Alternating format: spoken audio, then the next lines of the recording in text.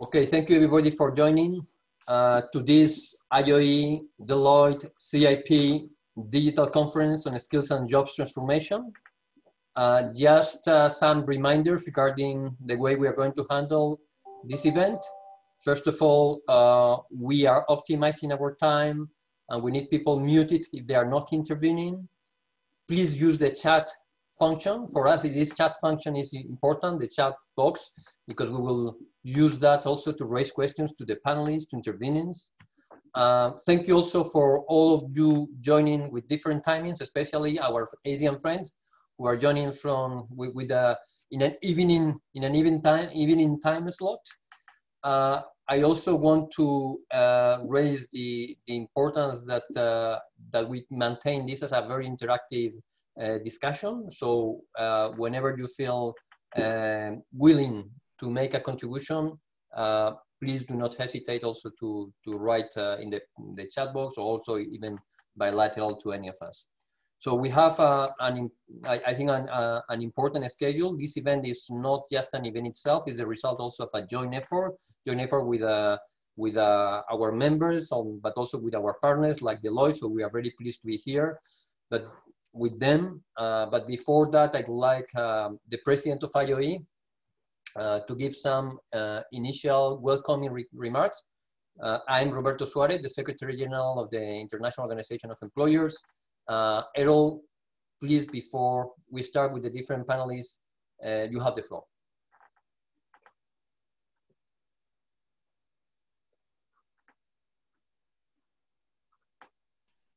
Okay. Hello, dear friends. Hello, good afternoon, good morning, or good evening, where you are. I am very pleased to see you, all of you again, joining us virtually from different parts of the world. We cannot emphasize enough the concern of the international business community on the impact of the COVID-19 pandemic on jobs and on business operations. This is confirmed by the alarming data coming from the International Labour Organization, World Bank, and OECD, indicating the slowdown of economic activity and massive job losses in 2020-2021. It will take another decade for economic recovery unless policymakers make a concerted, collected effort to mitigate the damages made to full and productive employment. The IOE is the largest private sector network in the world, encompassing more than 50 million companies in 147 countries. The severe impact caused by the COVID-19 crisis has put strong pressures on various aspects of employment, including skills development. It is now more important than ever for all stakeholders to come together in efforts to minimize the negative impact and ensure a prompt economic recovery. As the G17 Partnerships for Goals needs to be strengthened at all levels, and determined collaboration between the private and public sectors needs to be promoted and enhanced. This can be strengthened with the help of the multilateral and tripartite systems. It is within this context that the IOE is undertaking efforts to bring together various stakeholders from the business world, key policymakers, and experts at the international level. The sharing of best practices, policy guidance, and recommendations will help to slowly but surely restore the confidence businesses need to restart their operations, especially the small and medium enterprises. We will focus our discussions today on how education, skills development, and training can help policymakers lay the right foundations for a strong, sustained, and socially inclusive recovery. As jobs are being transformed, new ways of working are being adopted, and rapid uptake of technology are taking place. A mix of different skills will be needed by the workforce. Mastering technical and social skills is important because it helps workers to be more employable. It helps companies to be more innovative, productive, competitive, and resilient. It helps countries to have more responsible, agile, and creative citizens. Employers agree that it would be a mistake to undermine the importance of skills development and capacity building. We all need the right mindset to embrace and anticipate change. As co-chair of the B20 Future of Work and Skills Task Force, I am committed, together with the IOE members, to strengthen the global skills agenda for a better and robust future of work. It is vital to build confidence, dynamism, and resilience in labor markets. Together, we must provide an enabling environment for businesses to grow, thrive, and innovate. And of course, we must boost employability at scale through education, transformation, and lifelong learning. We will also take this opportunity to launch a future skills assessment report to help policymakers navigate through this crisis and through the future of work. Special thanks go to the Qatar government, Qatar Chamber of Commerce and Industry, the European Union, Deloitte, and the peer review group. I would also like to thank Deloitte and CIP for partnering with us at this event. I am looking forward to the interventions by all our special guests today and the questions from participants. Thank you for being with us. Back to you, Roberto. Thank you very much, Errol. And now give the floor to Antonio Saraiva, who is the president of the Confederação Empresarial de Portugal. I have to say that the Confederación Empresarial de Portugal, CIP, has always been very active with us, but also it has always had a very strong approach regarding to skills. So, we would have ideally have this event in Lisbon, but it has not been possible. So we are trying to channel it through digital means, which is also linked to the new reality of work, but also the new reality of business. Antonio, you have the floor. Thank you, Roberto. Dear friends, Guy Ryder, Errol Kerizep, and Roberto Santos, Excellencies, ladies and gentlemen. Let me begin by thanking IOE for inviting CIP to participate today in this high-level conference. We will be dedicating the next 2 hours to what I consider the most challenging objective of today, preparing the future of work, providing workers and employers with the skills needed for the future labor market. The world has changed and will continue to change. Globalization, growing use of information and communication technologies, existence of more jobs in knowledge-based sectors, robotization, increasing number of jobs where it is possible to work almost anywhere in the world and anytime. These are just a few examples. Many challenges will continue to arise in labor markets in the future, namely as regards intensification of digitalization. In Portugal, as in many other countries, companies report great difficulties in sourcing people with the appropriate digital skills required by the labor market. The ongoing digital revolution provides an opportunity for the development of labor markets, including new activities, but it also brings unknown risks. At CIP, we believe that the key to success lies in the capacity of the organization to adapt. It is necessary for business to adapt to new products, new production and distribution processes, new markets, new consumption patterns, and especially to a strong growth in competition. Education, training systems, and skill policies have and will have a great importance as they are an essential pillar for economic growth and for promotion of social cohesion, especially in a society that is based on knowledge because they enhance competitiveness, modernization of enterprise, productivity, employability, and the improvement of living and working conditions. However, we need a major renovation in education and training systems. Among other things, it is necessary to reformulate and continually adapt the systems to the constantly evolving reality.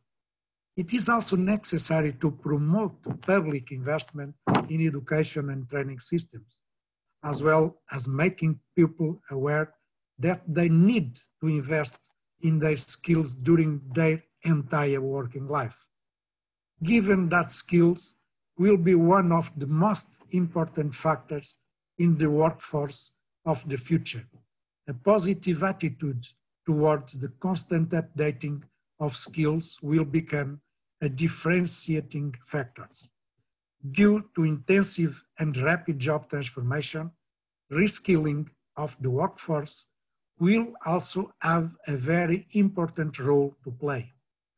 Finally, let me highlight that in January 2021, CIP will be very proud to welcome the IOE Centenary Global Summit on Skills and Job Transformation to take place here in Lisbon.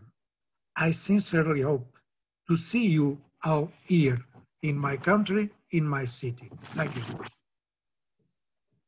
That would be great also for all of us to join there. Antonio, thank you very much. I now give the floor to the distinguished representative of the Qatar government. And again, thank you, as Errol has said, for your support for this initiative. Mahmoud Abdullah, you have the floor.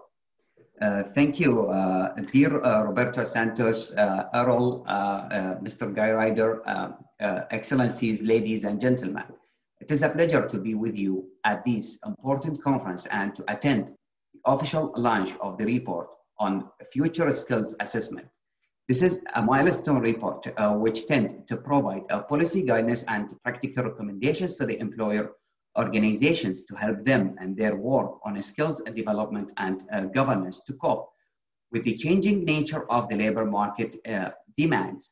In this respect, the report provides a proactive vision for the future of the world of work in terms of identifying which skills to prepare for to help avoiding any potential gaps between skills and demands and supply in the future.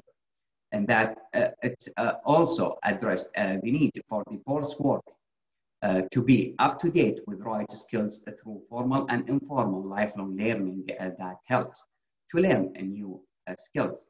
And that since the report complies with the ILO's Future of Work initiative, the state of Qatar has been interested in this subject out of its belief that assessing skill levels today and preparing the future work and the skills required by labor market would be a key factor in realizing the sustainable development goals to which the state of Qatar is fully committed. We stand ready to continue to support in this regard. In conclusion, let me commend and pay special tribute to the International Organization of Employers and Deloitte for taking on a leadership role on this forward-looking report, which I hope will be an added value to your efforts in shaping the work skills needed for the future. I wish you a fruitful discussion and looking forward to further future engagement with you. Thank you for your attention. Thank you very much, Mahmoud, for your kind words. And now give the floor to Mr. Rick, and I hope to spell your, to pronounce your name, Van Pethem, who is the global public policy leader of Deloitte. And thank you again, Deloitte, for joining us in this effort to launch also this report, this joint report on the skills, which will focus very much also on social, badly called soft skills. You have the floor, Rick. Thank you, Roberto. And your spelling of my name was not bad for a first try, so congratulations on that one. So hello, good morning, good evening, good afternoon to all of you. On behalf of Deloitte, let me start by saying how pleased we are to contribute to today's conference on how skills and jobs are being transformed, and on how we can close the gap, as fast as possible. If anything, Deloitte is a learning organization. We hire someone new every 8 minutes. In FY20, some 90,000 people, 90,000 people just in 1 year. And we go to extraordinary lengths to support our people on their continuous learning journey. As an example, we have 7 Deloitte universities around the globe, where 4,800 of our partners facilitate learning programs. And we have about 5 million e-learning courses completed every year. Massive. Ladies and gentlemen, it's commonly understood by now that in the future of work, emotional intelligence will become very, very relevant. But question is to know what the more specifically skills are that are needed. How can employers measure and map the skills gap? And how can the missing links best be developed? I really do look forward to learn more on how we together can best address these pressing questions. On a positive note, the pandemic has reminded us that when it comes to how we work, we have proven to be far more adaptable, to be far more resilient than we often think we are. But we may not lose out of sight that the recovery will need to be inclusive, to avoid that the inequalities in terms of access to the labor market increase rather than decrease. So, ladies and gentlemen, let us not lose the momentum and courageously lay the foundation for a strong and inclusive recovery indeed. I really do look forward to listen to today's discussion. Thank you, Chairman, for having us. Thank you very much, Rick. We look forward also to continue this collaboration. Now we have one of the special guests is our friend, the Director General, Guy Ryder. Guy, also thank you very much for allocating your busy time with us in a topic which is not just highly relevant for both organizations. And you know how stubborn we have been as employers within the ILO to push the skills agenda. But I know also that you also personally have engaged also with us in having a stronger approach, which is also linked to the new strategic framework of ILO, linked to the Centenary Declaration, but especially pertinent during this COVID-19. So we would like to hear from you how we can strengthen our joint action and also ILO action based also on the huge challenge that we have for a quick recovery, for an employment-based recovery during and after the pandemic. Thank you so much again, Guy, for joining. Well, Roberto, let me thank you for including me in this important conference. Greetings to you and to Errol, your president of the IOE. It's great to hear Antonio and Saraiva online again. I well remember my presence at the CIP Congress, I think it was last year. Very pleased to be sharing a platform with the government of Qatar after the excellent news in the last days about legislative change in Qatar. Very important and very positive. And to thank Mr. Van Pettegem for the very interesting report that Deloitte have prepared with the IOE. And of course, I think it's absolutely appropriate that the ILO shares this platform with our friends from UNESCO to discuss this vital issue of skills and jobs transformation. Well, let me say that in the centenary year of the ILO last year, where we looked at the future of work in all of its dimensions, I think we're all in agreement that perhaps the one area of consensus to which all subscribed and very easily was the emphasis that needed to be placed on advancing skills acquisition and processes of lifelong learning.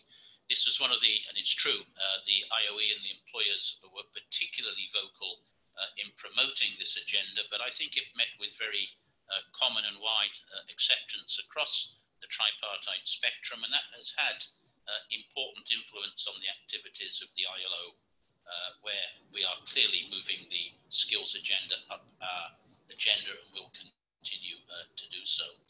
Now that consensus, and it's still there, of course, has now to stand up to the impact of the COVID-19 pandemic. And Errol already mentioned the dramatic impact of the pandemic on jobs and on education and training as well.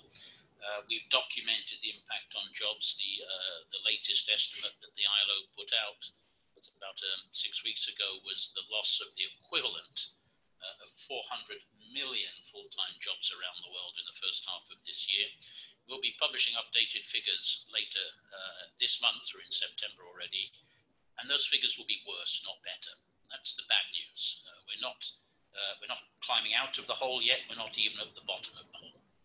And at the same time, and this is the subject of our conversation today, we have equally seen a dramatic impact of the pandemic on education and training. And I'm sure my colleague from UNESCO will speak to this. We seem to be competing in rhetorical terms about the gravity of this impact.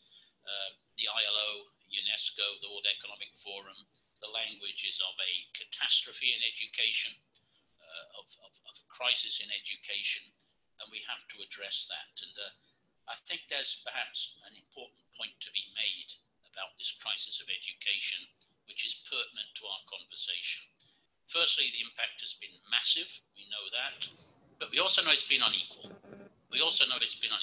Now, in many cases, education has been able to migrate to virtual and remote technologies, but of course that's been the case much more in the richer developed countries than it has been in the developing and emerging economies.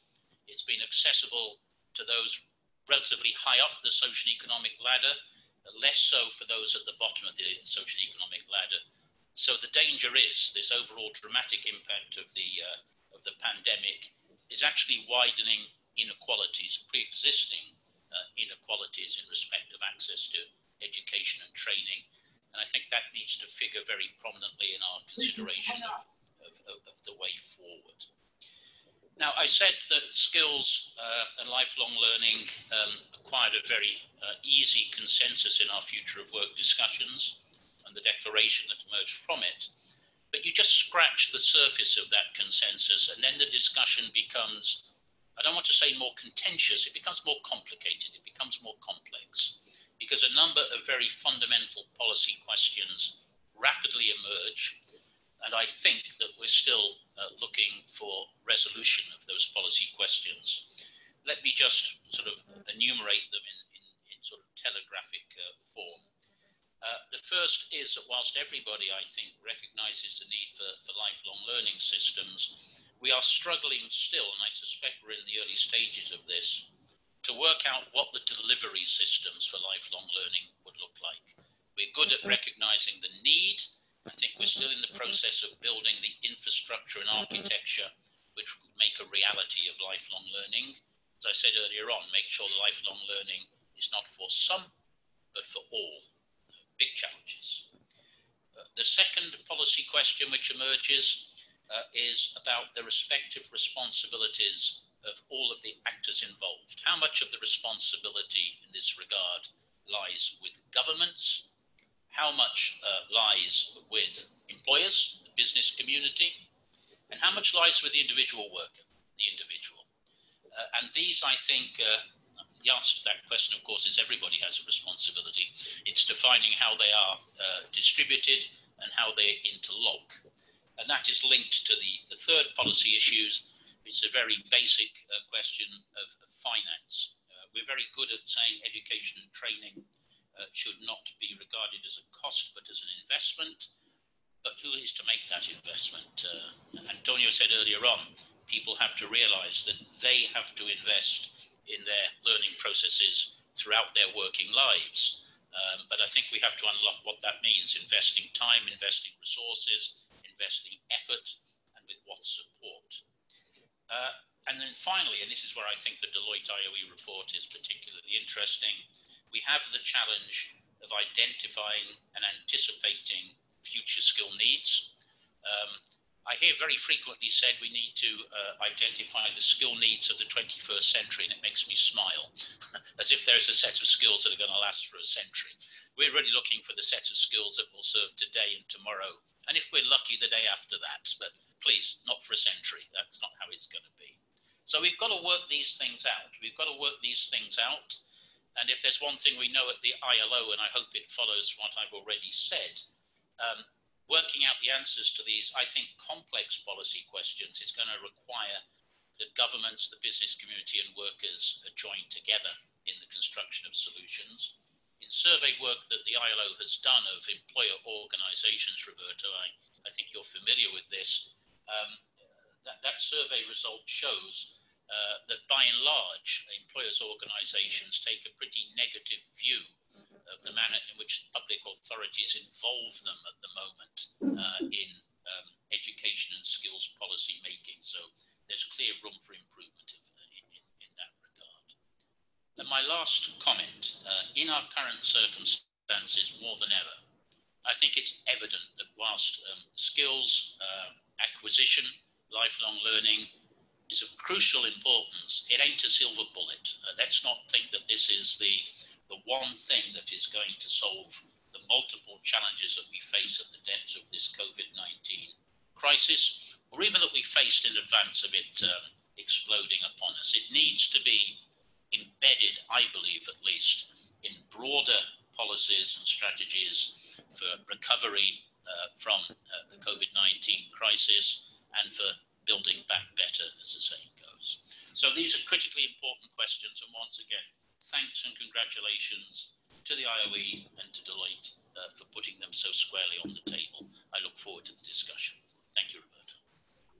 Thank you very much, Guy. I think that the points that you have underlined are quite focused because they raise the issue of financial support for training, for lifelong learning, for also the upskilling, which is at the stake now, also in COVID-19.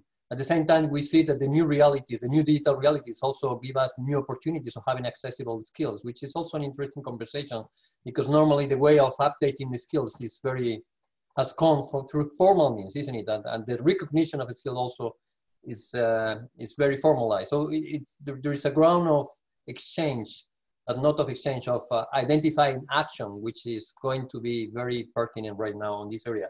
I want now also to thank UNESCO and Stefania Giannini, the Assistant Director General for Education. UNESCO has been, of course, highly involved, not just in education, but also in lifelong learning, and we are very much aware. This is a time of partnership. We have witnessed partnership with UNESCO in the past, but more than ever, this is now needed. And we would like to better understand what you have done and also how we can join efforts precisely to get out of this crisis with a strong skill approach and an effective skill approach. Stefania, the floor is yours, and thank you again for joining and allocating your time. I know that you have also a very busy agenda.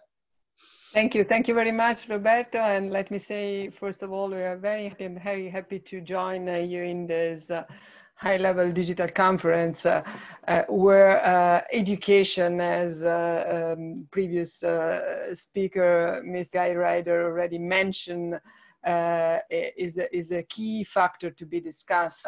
And I think that the focus on how education and training can help mitigate these economic, social effects of the unprecedented crisis we are still living, COVID-19, is very much a common mission. And let me also take this opportunity for thank all our great partners, starting from ILO and IOE, in this specific environment we are really trying to address and the basic questions and try to find some solutions.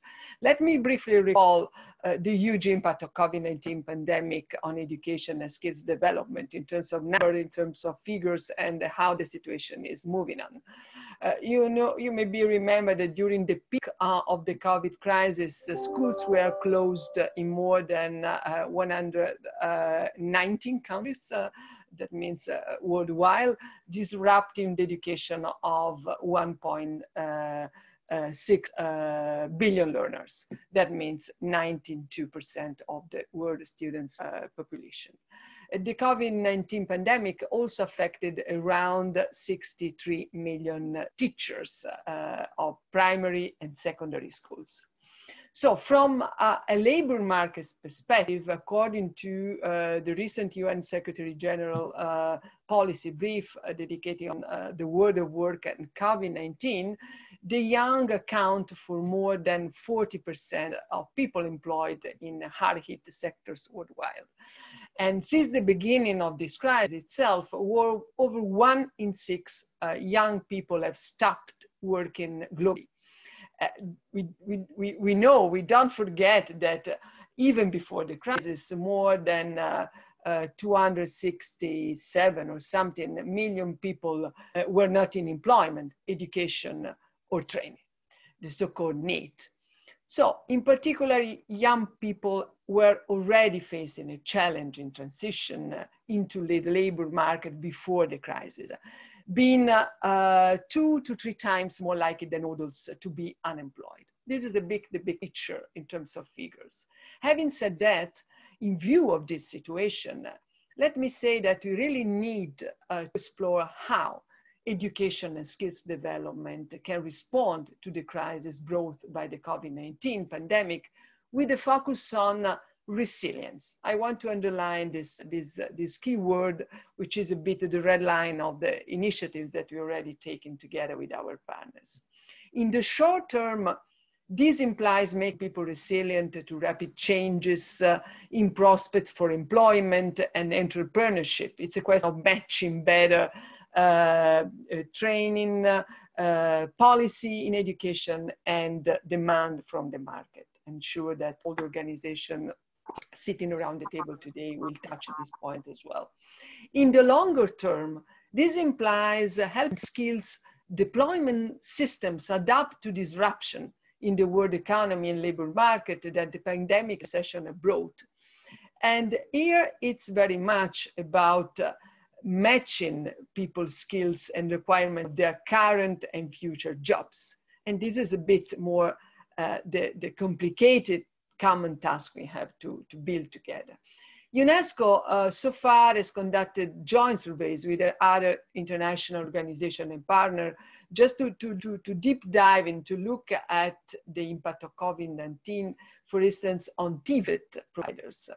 And on the survey, this survey on TVET providers, which covers now 126 countries, so it's not still a global one, but it's very much significant, I should say.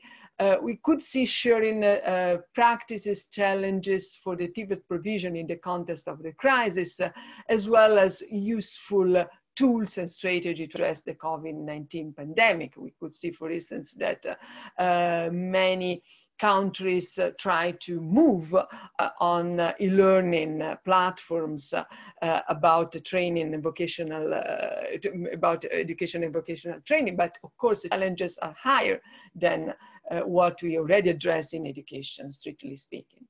So governments have been rapidly deploying a distance learning solution. However, the crisis has also shown the limitation of using digital technology. And this is very much true for TVET and skills development more than theoretical learning in primary and secondary schools. So UNESCO's data has shown, for instance, that half of the world's students don't have access to a computer at home, And this number increases incredibly in sub-Saharan region, where you reach something like 90%. And in terms of the digital divide, globally today, nearly half of the world population didn't have access to internet at home last year. So there are very much the risk that Guy mentioned before, that inequalities can increase. This risk is also linked to the lack of digital skills, which have become the main obstacle definitely for teachers and for learners as well to use digital technology, particularly for female learners. To respond to the crisis, UNESCO, as maybe you remember, launched a partnership initiative with the Global Education Coalition at the end of March. And this is very much about a new kind of partnership, not only in the UN system, but also putting together the private sector, the civil society, non-governmental organizations, and providing support to countries to design and implement distance learning programs for education and skills development. And this is very much also about leverage high-tech, but also low-tech and no-tech approaches to meet the new needs with local and global solutions. The coalition is working right now in 70 countries, together with ILO, OECD, and I2, about skills development, and in partnership with key technology companies, including Microsoft, Huawei, IBM, and Dior, to name but a few of them. We also launched a Global Skills Academy, which is a good initiative aiming to equip 1 million young persons by June next year with employability and resilience skills, which is part of the job that we have to do now. So the COVID crisis, let me say, that highlighted the urgency of equipping youth with the right skills today to accelerate the transition to a more inclusive, sustainable, and resilient economies. This requires what? This requires massive increased investment in education, and this is very much at risk because of the financial crisis, which is also a consequence of the pandemic. And this requires involvement of the private sector and social partners, which can become really critical elements to ensure the provision of quality and relevant skills development and education. And this is very much, let me say, clearly about sharing a new collective responsibility, which goes a bit beyond the education community. I want to emphasize the importance of the role of the International Organization of Employers, IOE.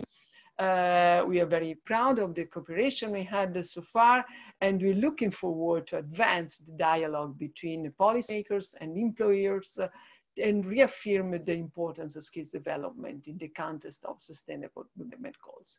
Thank you very much for organizing this quite timely event and inviting us to take the floor. Over. Thank you very much, Stefania. I know that you have to leave. We have 2 questions for both of you, Stefania and Guy. One of them has to do with entrepreneurship skills, okay? Which apparently is lagging behind in the educational systems.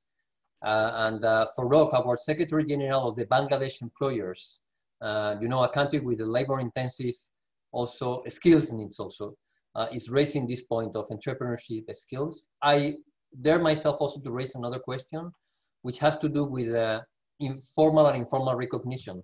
More and more what you see is that our TVET systems perhaps have become, and I have personally been working close also to the TVET recognition of my country before. I mean, and at the end of the day, many of these systems now become a little bit obsolete, bearing in mind the developments of the digital world, which are also cross-border, which are also going beyond the borders. I mean, at the end of the day, many of these recognitions of existing skills are needed beyond a specific country, and digital tools are already giving this opportunity. Sorry for this perhaps unforeseen question, but I would like to know whether you see any value on strengthening an approach or a more informal acquisition of skills and recognition of skills as a way forward.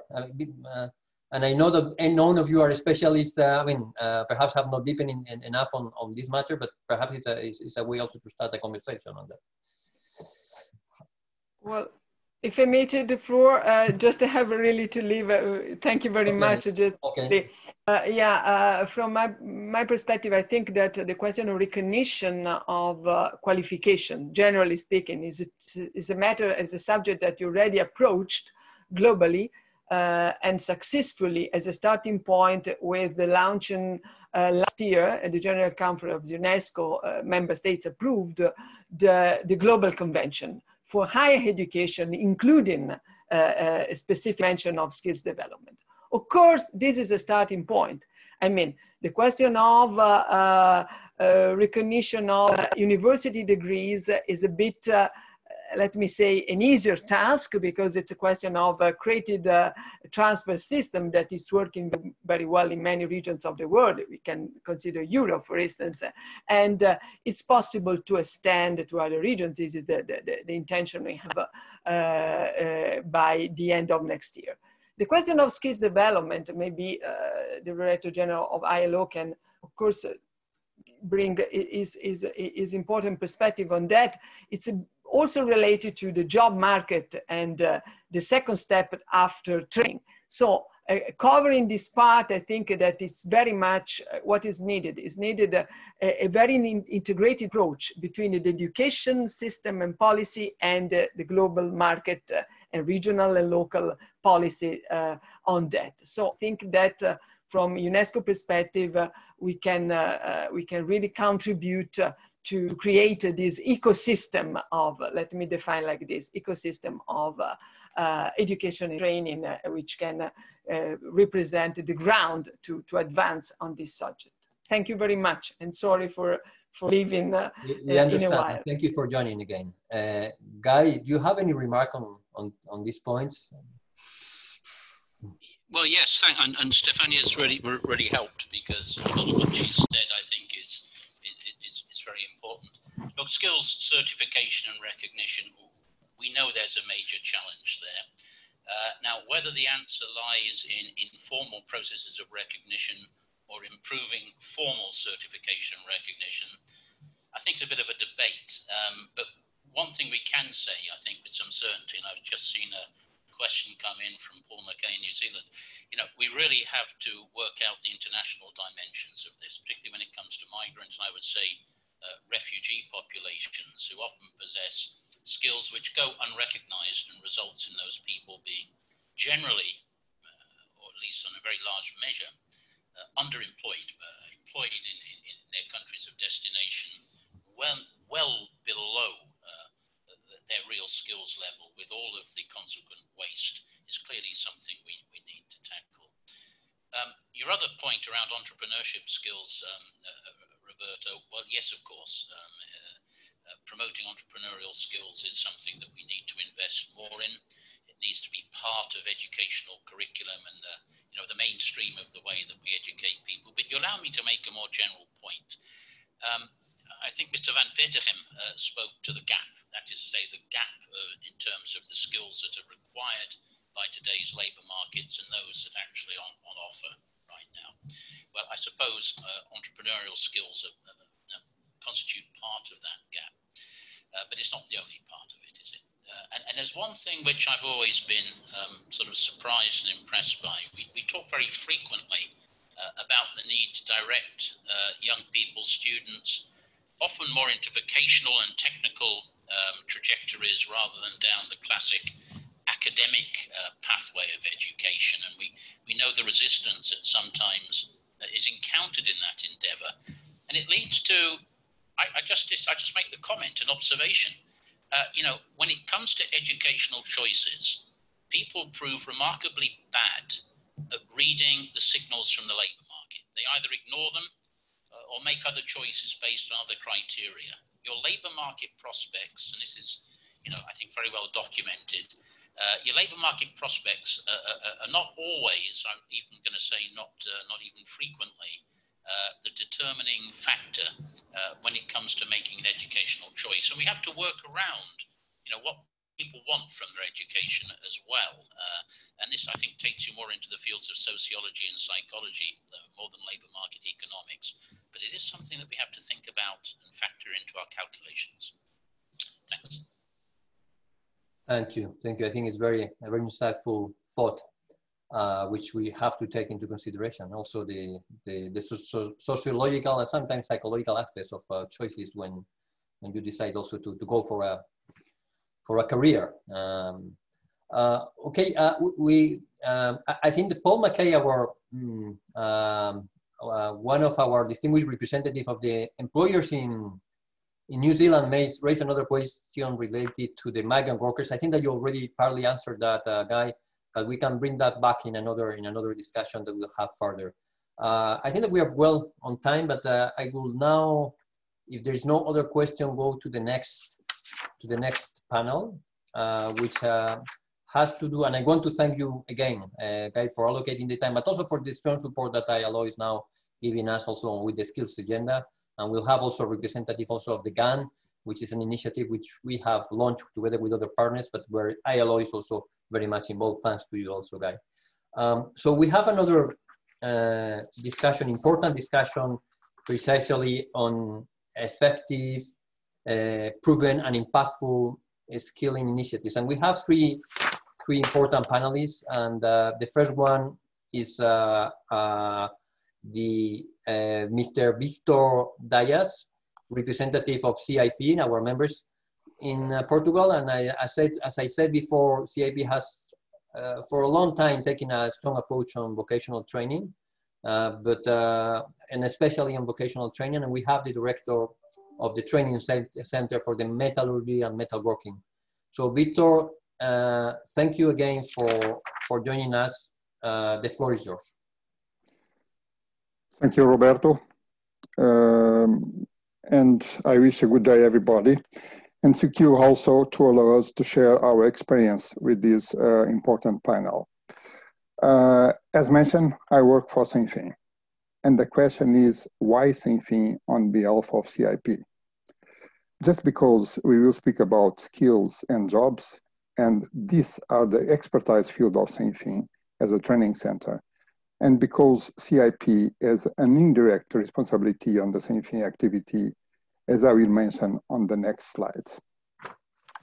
Next, thank you.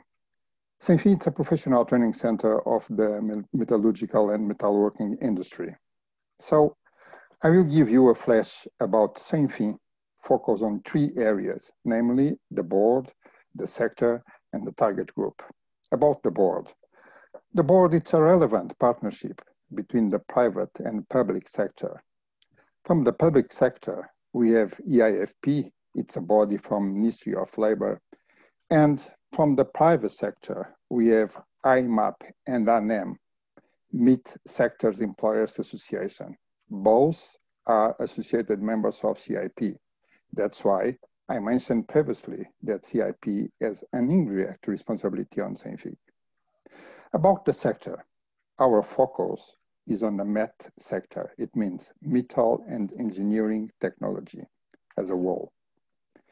About the target group, we work on IVET for youth, and we have about 3,000 trainees per year, and CVET, lifelong learning, for companies and employees, and we have about 10,000 trainees per year. Our strategy is focused on the market needs, and for it, we do an annual survey for market needs. Next, please. About IVET.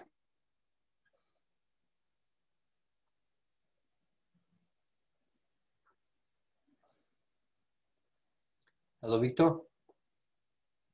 We cannot hear you.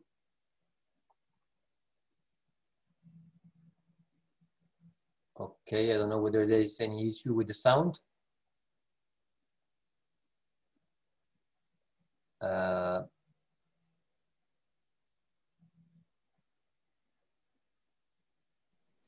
Victor, can you hear us?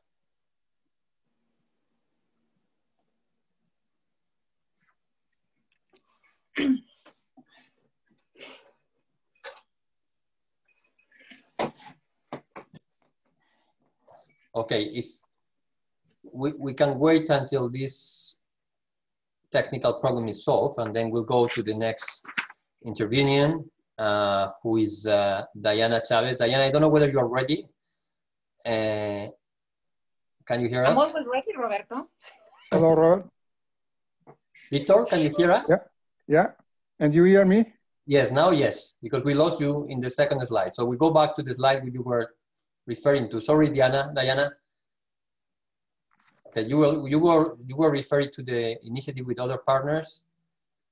Okay, sorry, I don't know what's happened, but okay, it's okay. You can continue. We have time. Okay, thank you. Same thing, as I mentioned, I don't know exactly where I was, but I go to the. You were referring to the partnership that you have with other partners, precisely on. That's right. You were referring to VIT, to the sorry, to TIVET, the recognition of qualifications, and the initiative that you have been undertaking on this area. Okay, I guess that I was speaking about the board and mentioned that we have a relevant partnership between the private and the public sector. And two of these members of the board are associated members of CIP. That's why I mentioned previously that CIP has a direct responsibility on same thing. About the sector, our focus is on the MET sector. It means metal and engineer technology, and about the target groups, we work on IVET, about 3,000 students per year, and CVET, long life learning. And I mentioned that our strategy is focused on the market needs. And I start to speak about the next slide, the IVET apprenticeship. Exactly, that's where I was. Thank you. IVET apprenticeship, the keyword is work-based learning. In Portugal, apprenticeship is a high school level program, 3 years long, based on alternance, and it runs more or less 50% on the VET providers and 50% at the company. For us, which are the advantages for apprenticeship? First, advantage for the trainee, because it is his first and progressive contact with the labor market. Second, advantage for the VET provider. It allows to get the feedback about the convenience of training curriculum or not, and the capacity to improve it if necessary. Advantage for the company. The company has 3 years to analyze and shape the profile of the potential future employee. And this is important because most of the trainees keep on the enterprise after the training. The fourth is advantage for the regulator because the apprenticeship guarantee a high level on ROI. So in our opinion, the remarkable results of apprenticeship are first, proximity between intervenients, second, evaluation feedback, and third, and the most relevant, we get 90% of employability, and it reflects the effective ROI on this system. Based on this,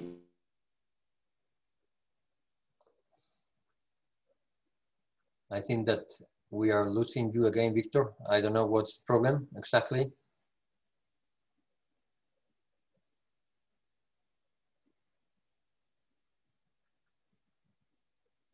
Okay, we'll go now to Diana and then come back to you, Victor. But now we know very well where we stopped.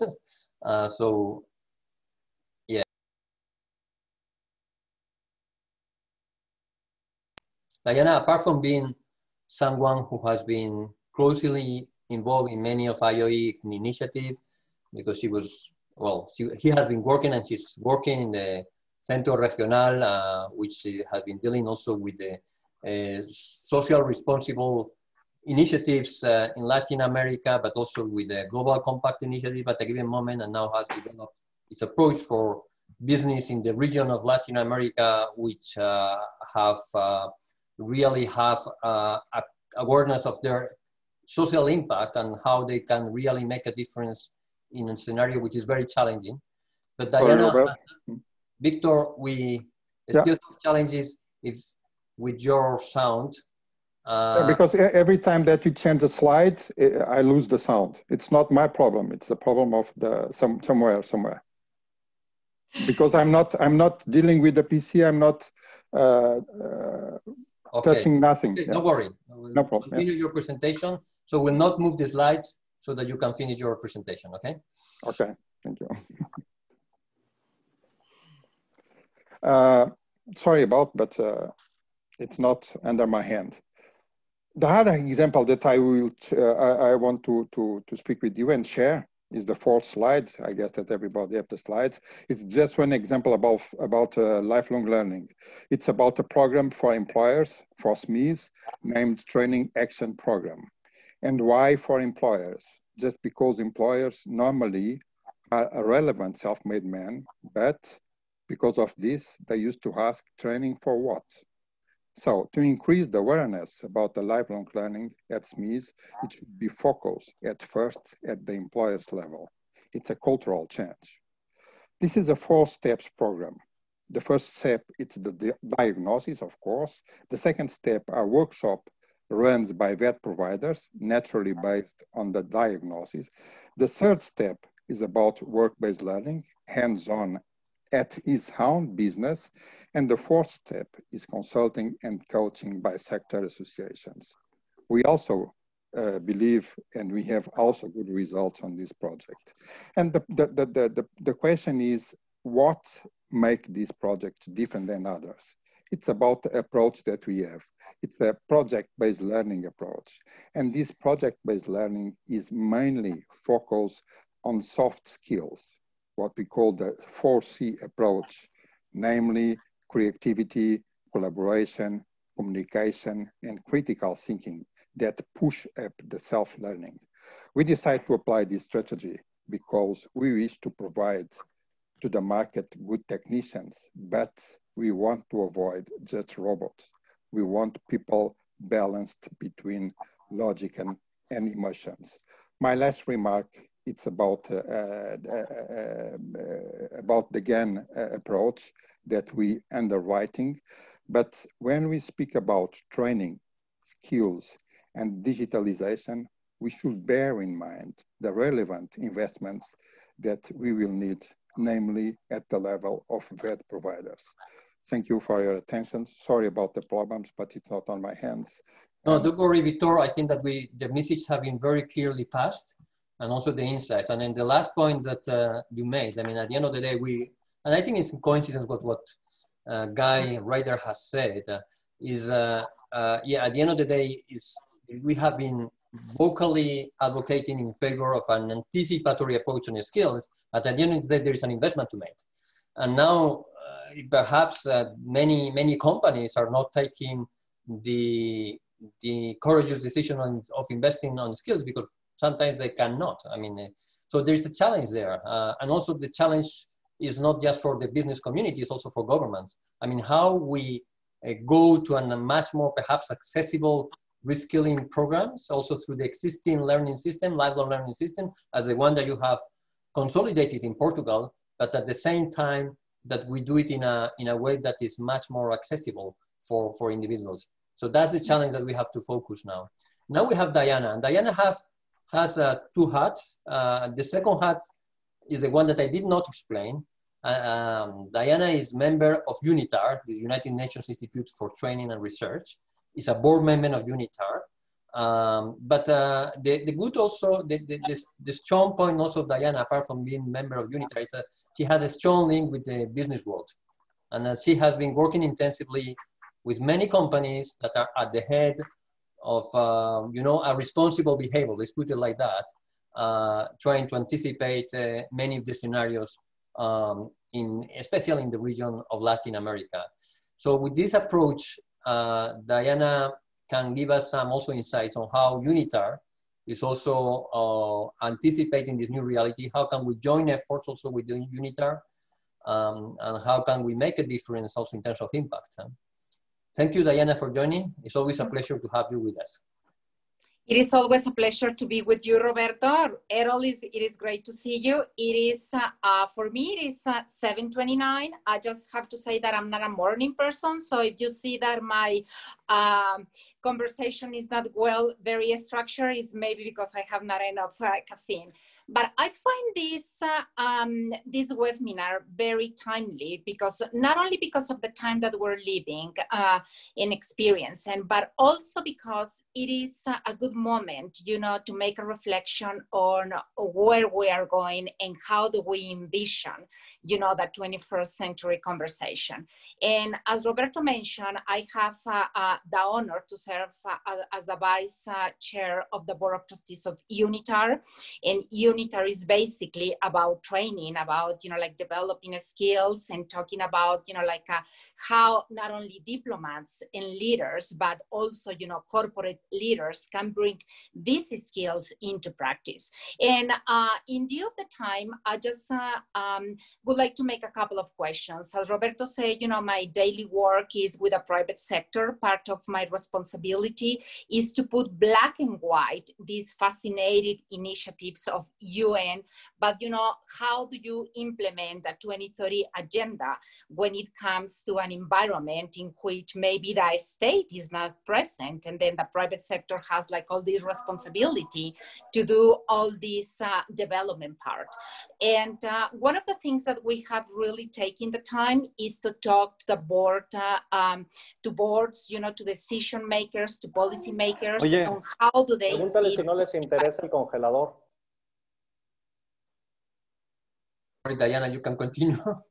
Okay, and I think that you have made like a very good context for this. One of the things that we have seen is that education has been accessible to many people, not just like as 20 years ago.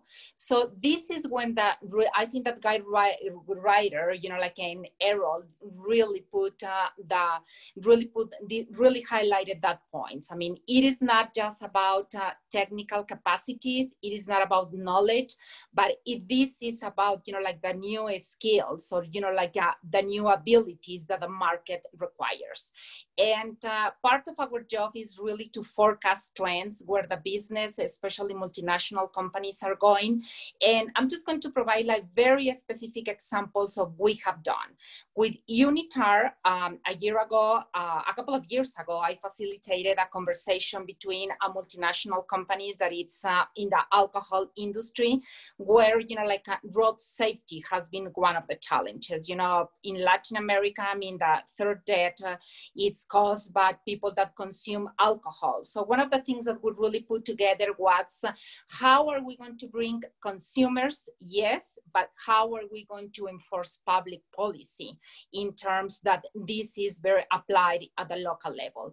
So what we have done over the last 2 years is we have trained local government officials to be aware of what are the global trends, where the global regulations are going, and how you can apply that into your local context. We just developed a toolkit that it's aimed, you know, of course, you know, for the decision makers, but we thought about it, that daily official that has to deal with drunk drivers. And then, you know, it may sound quite folkloric, but we're very pleased in the sense that the deaths caused by consumption of alcohol has been gone down in countries like Brazil, where we tested, Dominican Republic, and Nigeria. And one of the things that we took the time to include in this toolkit is to the inclusion of, I don't know, I mean, I know that Roberto does not like the term of soft skills, but these additional skills such as empathy. And then one of the things that we studied is that whenever there was like a drunk driver, I mean, they had to go to jail. So we shift that. We say, you are not going to go to jail. You are going to do community work. And that, you know, really has reshaped the conversation in many cities or where we have tested this.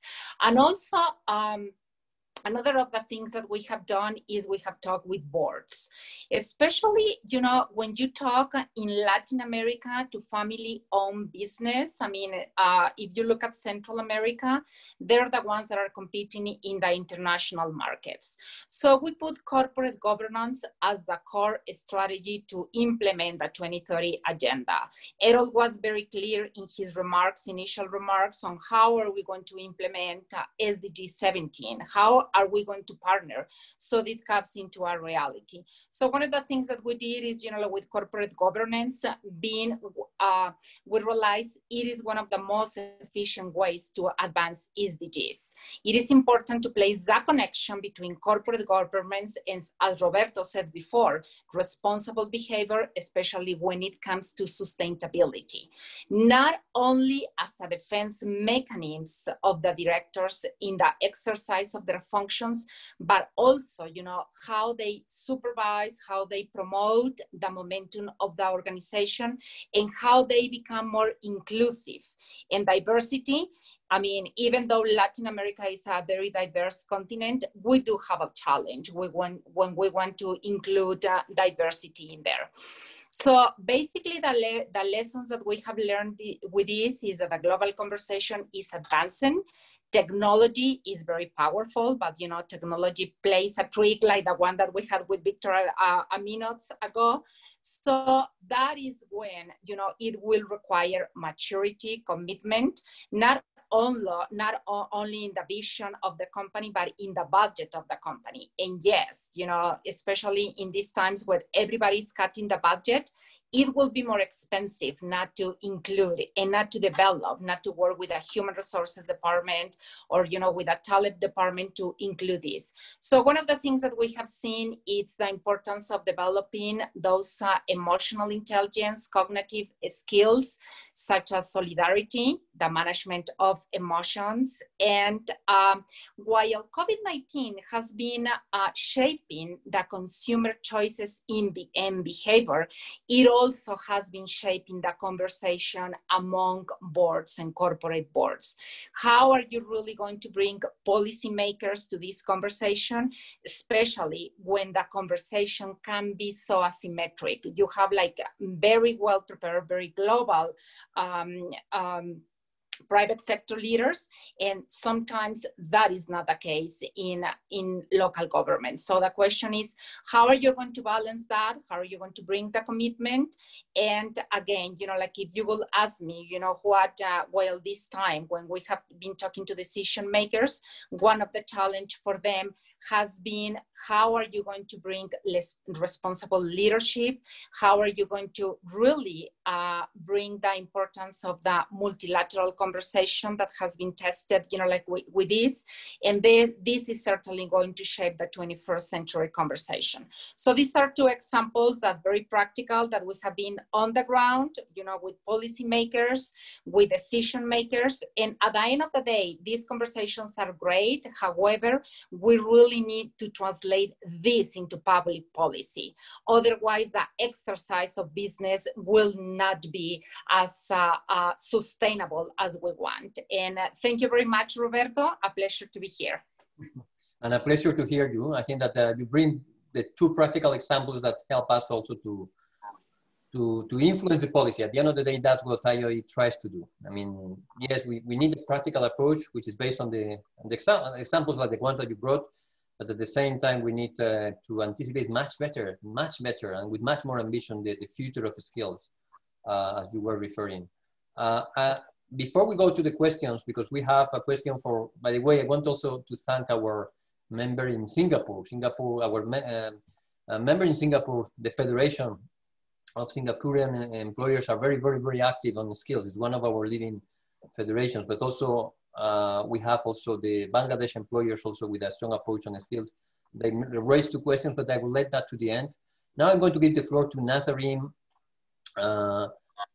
Mani, who is the executive director of the GAN. The GAN is an initiative, you will refer to that, but it's an initiative that several partners, among which the IOE, launched already 5 years ago within a G20 discussion, and we wanted to commit in something tangible. And we have this result, which is a wonderful network of federations of business, but also of international institutions like ILO, like OECD, and also CEOs of multinational companies engaging in an agenda for youth and skills based on apprenticeships, but also based on anticipating skills that are needed.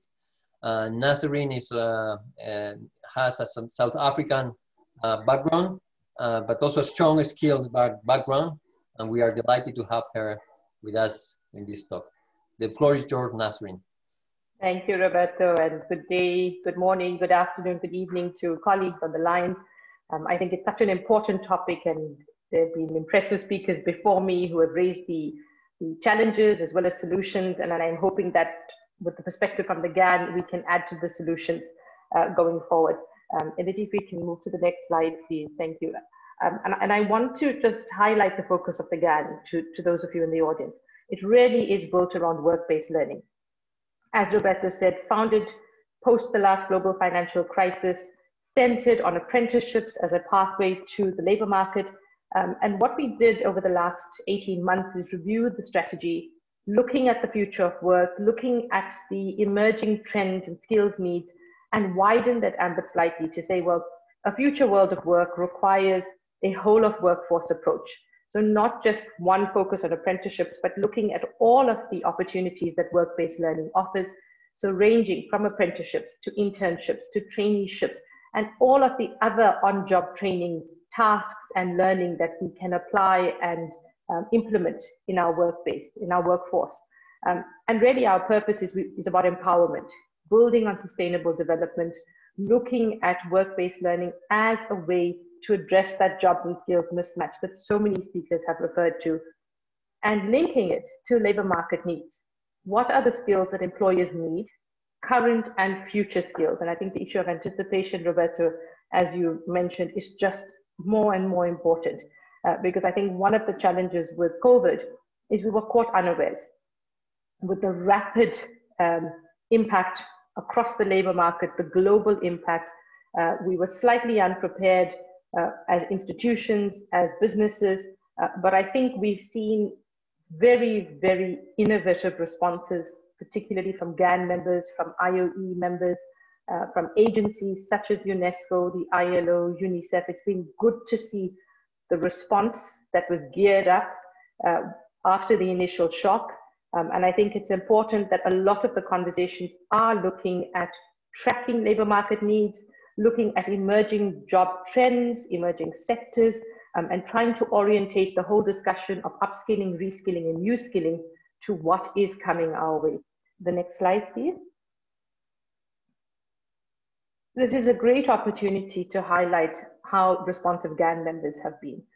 And I think the one thing about the GAN is we're working at both the policy space as well as the practical implementation. And the privilege that we have of having 16 country networks across the world means that we can take a lot of the global learnings, but we can also address specific country context need, whether it's at sector level, at local government or national government. And it's been an important approach of the GAN to make sure that we can look at policy influence and policy advocacy. And in a discussion with the DG a few weeks ago, we had a conversation around what kind of policy advocacy does the GAN do? And really it's about the role of the private sector in driving skills development. That's our policy advocacy focus. And very much about creating this enabling environment. And I was on a webinar a week ago and someone in the audience asked, what do we mean by enabling environment? And what we mean is an environment where the policy is responsive, where players in the sector, whatever policy we're speaking about, are able to implement the desired intent of the policy, that we don't have overly bureaucratic policies, so it actually stops the good intent and impact. It's about driving systemic change and about influencing and shaping, in our case, skills development for a positive outcome. And what we've done as the GAN is look at evaluating and analyzing policies and programs in country as well as at a global level. We've been able to do this in specific country contexts, so Argentina, Costa Rica, Colombia, New Zealand, Australia. We're working closely, in fact, with the government of Bangladesh, and Farokul know GAN Bangladesh is the only country network hosted by a government. And it's also good to see how governments are responding to this need. I think it's been useful in the last few months to see how members, in particular private sector members, have shifted to different learning methods. So looking at things like dual learning, but not dual learning in the sense of a Swiss or German model, but on-job learning, digital learning, offline learning, equipping staff with access to the internet. I know of private companies who've paid for data in some countries, who've made laptops available to learners. Where they didn't have these strategies in place, they very quickly responded.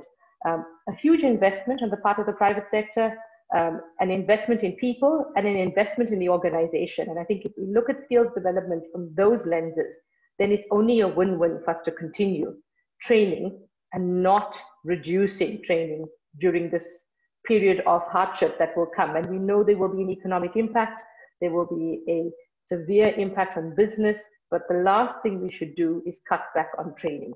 And if that's my only appeal today, I want to encourage members on the call to please ensure that we try to promote learning and development through this period, because we will still need skills as soon as the economies take an upward turn again.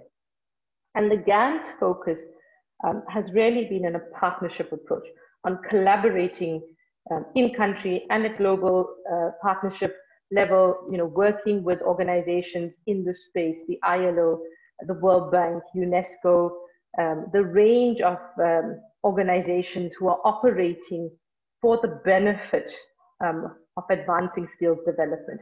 That's been an important issue for the GAN. We're not here to go it alone.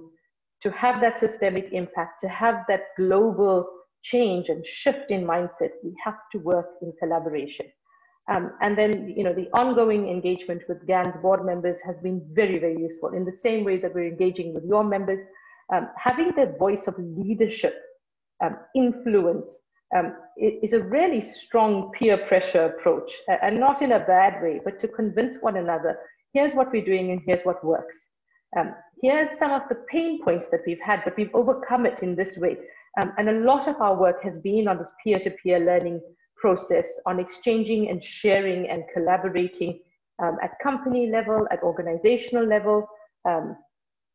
We're very grateful to the ongoing commitment of support from the ILO. It's always important when we have an organization like the ILO who is setting global labor market policies, skills and employment policies, that they understand the work of the GAN and they support it. And it's an important message for us to take out as well. In terms of the solutions that we've seen, as I've mentioned, this learning and sharing has been really important and very much an approach like you under the IOE under your leadership, Roberto, has taken. You're constantly looking to promote what is working. You're having partners come in to share good practice. And I think building on the research, building on the engagement is what will shift us as well. And then we cannot have change without testing in the field. I think, policy developed in isolation to actual practical implementation is challenging. We have to know that the intent of the policy works. We have to create opportunities for people to come into the workplace to test their knowledge, their skills, to test different learning methodologies. And important is this issue of job creation strategies and the labor market linkages that we've all spoken about throughout the course of the afternoon. The next slide, please.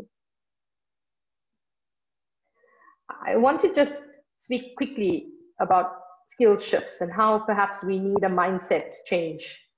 If we've not had one over the last few months, we will definitely need to do it. This idea of different skills emerging, the arts and media, how have we relied on media for information over the last 6 months?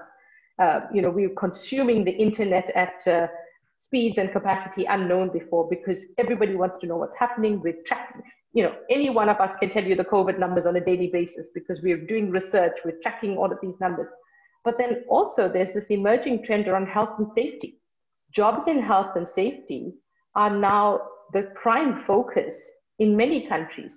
I heard someone say to me last week that a cleaner, and take a traditional office cleaner, is now someone who's going to be called a health and safety technician because they need to have advanced desanitization knowledge. They need to know how to disinfect offices. They need to know how to disinfect kitchens. It's quite fascinating, the prospects that are actually coming out of this. But the interesting one, the 4 skills that can make the world a better place, all of this is about anticipation. It's about foresight. We're not fortune tellers, but we're looking at trends and we're using the trends to predict. And skill 1 is talking about futures literacy. So having an understanding of what the future might present. Can we map out what is going on? Can we project? Can we predict? Then the systems thinking approach. And I know that as the IOE, a lot of your work is built around the whole of the system, that systemic impact that we talk about, because one isolated change will not necessarily influence the whole system. So this issue of system thinking is important. Then this anticipation. And anticipation is May I kindly ask you also to speed up a little bit your contribution because we are running out of time. On my last slide. Thank you. Thank you so much. On my last slide. So we've been talking about anticipation, but very important. And then I think understanding technology and adapting to digital skilling. And I'm happy to share the slides. That 4th skills idea comes from the World Economic Forum. I think it's also good, the research, sharing the knowledge. And as I said, a summary of the peer-to-peer, the need for advocacy, being ahead of the curve, and that's what anticipation means. And I think as GAN and our partners, we've had the privilege to try and anticipate what is coming along the way and try to find solutions to these challenges and see them as opportunities. So thank you very much. Great. I think that your last systemic approach on anticipating, even though anticipating right now is very challenging because it's also one of the questions raised by our member in India, by the way, Mr. Padate, is how you can really anticipate. We have anticipating this changing scenario, the new scenario of work, but also the scenario of the pandemic. So we have several questions, and I invite all of you to answer quickly. I mean, Victor, Diana, and Nazarene. One of them is from Elizabeth Gnosis from Africa.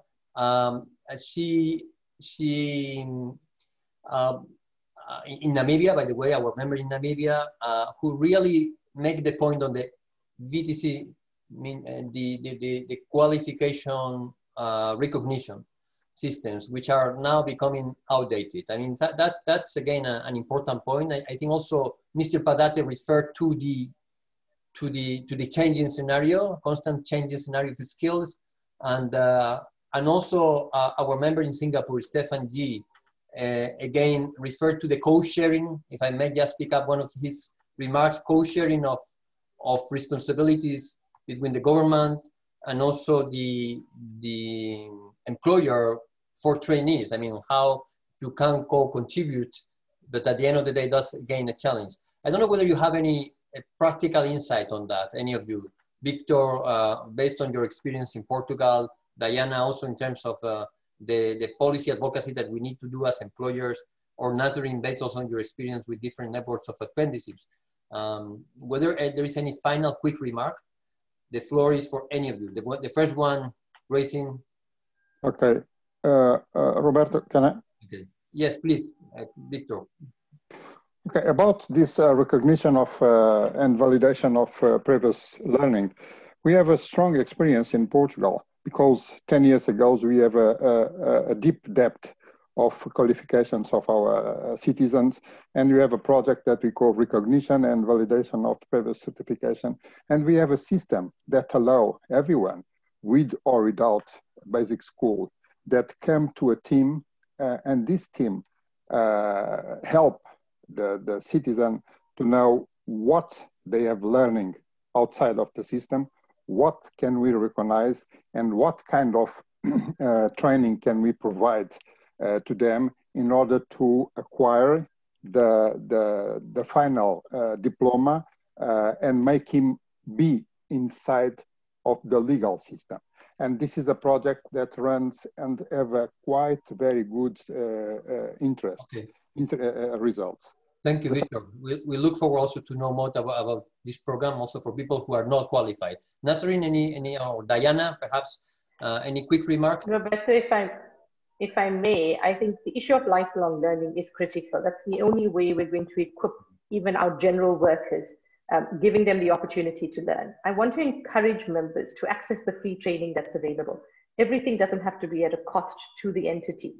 Microsoft has an exciting project at the moment. They're looking to train 25 million people worldwide for free. Let's access those resources. On the issue of, Stephen made the point, an important point about training needs analysis and how that can help with anticipation.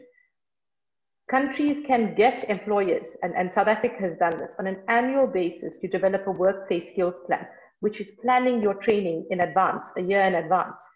And part of the levy comes back to you for that training. So there are ways to do it. It's not always successful, but I think there's the opportunity to learn and improve these systems. It's not impossible. And I think the idea of multi-stakeholders working in this process, the multilateral approach at a country, national level and a global level is critical, because one single role player cannot solve these issues on their own. So if I can leave that, and That's over great. to Diana for some. Multilateral approach, and also it's not impossible. There are experiences already anticipating the future. Diana, you have also a final remark? Yeah, very quick, and it's something that you, the Organization of International Employers, are very good at, and that's, building partnerships. That will certainly require, these skills. As I mentioned before, solidarity, leadership, but at the end of the day, this will depend mostly on effective human interaction. So what are those skills that we certainly need to develop? Yes, we as citizens, because the word responsibility needs to be brought back into our agenda, and that's something that I have discussed largely with you, Roberto. So I think that that would be my final comment. Those effective partnerships, but at the end of the day, everything will depend on human interaction.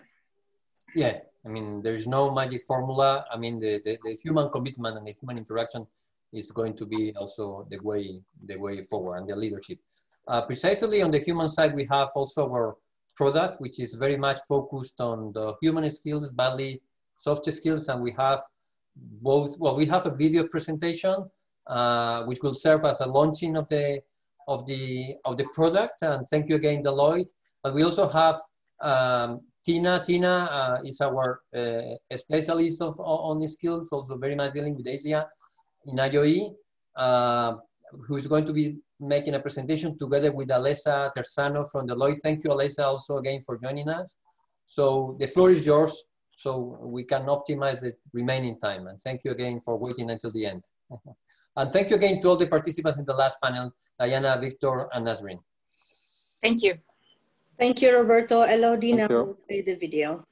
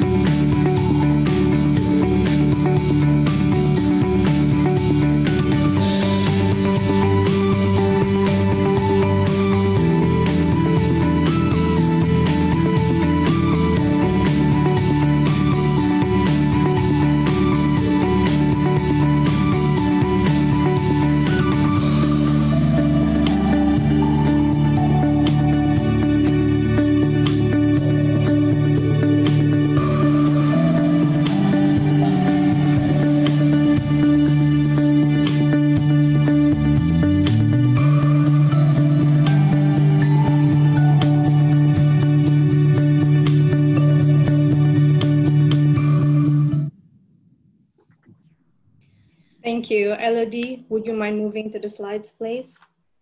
Thank you.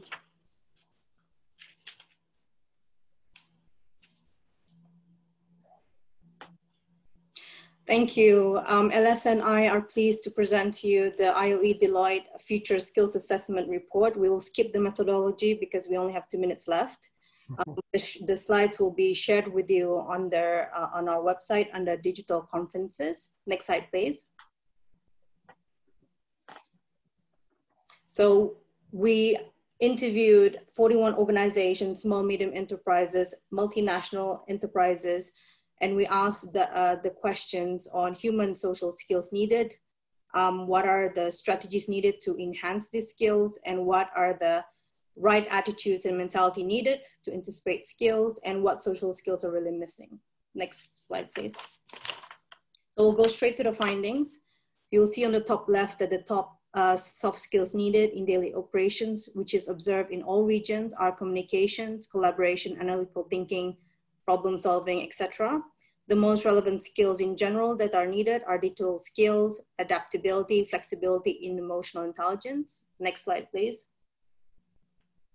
When it comes to anticipating future skills, the top left are the tools being used at the moment to anticipate them.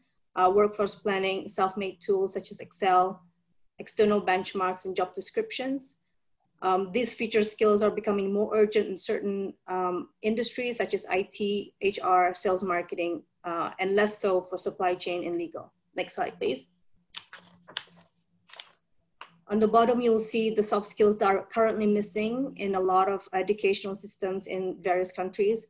Things like stress management, cultural mindset, virtual collaboration, critical thinking, project management. Next slide, please. You can see there the lessons learned from the pandemic. I'll just mention a few. Those who adapt technology faster will do well. It's important to keep the learning momentum post-COVID-19. Next slide, please. And now I'll give the floor to Alessa.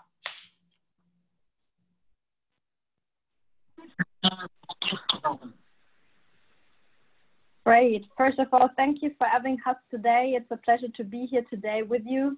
And so based on the findings of this report that Tina just presented to you, we have developed a practical recommendation approach for the assessment of future skills that I would like to introduce to you now. So if we go to the next slide. Thank you. What you can see here is the recommended and phased approach brought to life by SMEs as an example. I won't go into detail today, but this approach basically includes key information around recommended activities, recommended and sample tools, as well as recommended timings. So when to use which tools. And also we gave, let's say, a small indication around what are the stakeholders to be involved by phase. First of all, to analyze the future workforce skills, yeah. Secondly, to analyze the current workforce skills, yeah. To analyze the workforce skills gap, and then finally to create, let's say, kind of an action plan to really close the workforce skills gap as, let's say, our ultimate objective. If we go to the next slide, Tina. Great. So the next two slides will show you in detail how you can apply this approach that I was just showing you before to your context, to your organization. And we basically give you some, let's say, practical recommendations, some hands-on recommendations on what you can do. And for, I think what is very important to say, how you can do it, including some tips and tricks. So I think my advice here, and I think Tina can just confirm it, make sure to check out the report, make sure to check the practical recommendations. And I think all in all, we hope that these practical recommendations could be of use for you. And I think now I'm handing over again to Tina, who will tell us a little bit more around policy recommendations.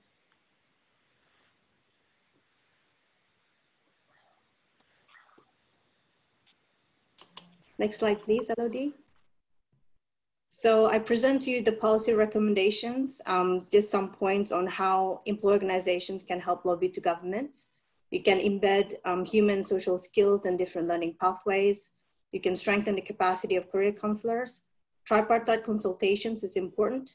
And of course, enabling environment for businesses to upskill and reskill their workforce, such as through incentives, is really important. Next slide, please. We will recommend to promote sound labor market system. Of course, we've been talking about lifelong learning throughout the whole event, and we believe there is a joint responsibility. And of course, expanding cooperation between education system and the private sector is key. Next slide, and the final slide.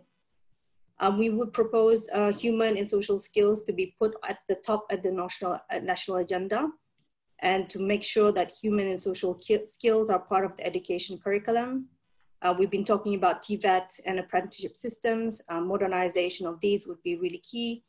And of course, we would propose to invest in STEM skills and digital skills. So with that, we end our presentation. Over to you, Roberto. Well, thank you very much. It's a pity that we didn't have much time for this. I think that the insights, both the policy recommendation, but also the insight of this survey, which is based on a very representative number of companies and organizations, is quite useful in order to identify the areas of action of IOE and other partners.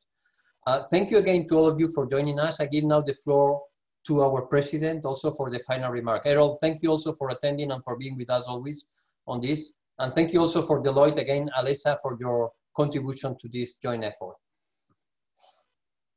Dear friends, thank you very much for being with us. This has been an important meeting. I would have been very glad to make it in Portugal, in Lisbon, as I had promised, but I promise Antonio to be there in January, as you said. Well, keep safe, stay safe, keep safe, and until next time. Thank you very much for participating to this important meeting. Thank you. Thank you, Errol.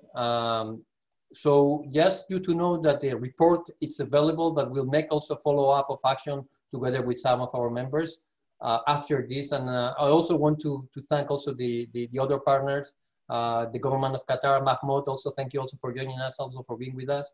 Diana, also thank you for being there, and also we look forward also to work with you, with UNITAR, and of course thank you to our host organization. We look forward also to be in Portugal, in Lisbon next year. We keep safe, keep connected. We'll work further on the area of skills. Be sure that IOE will be committed to that. Thank you.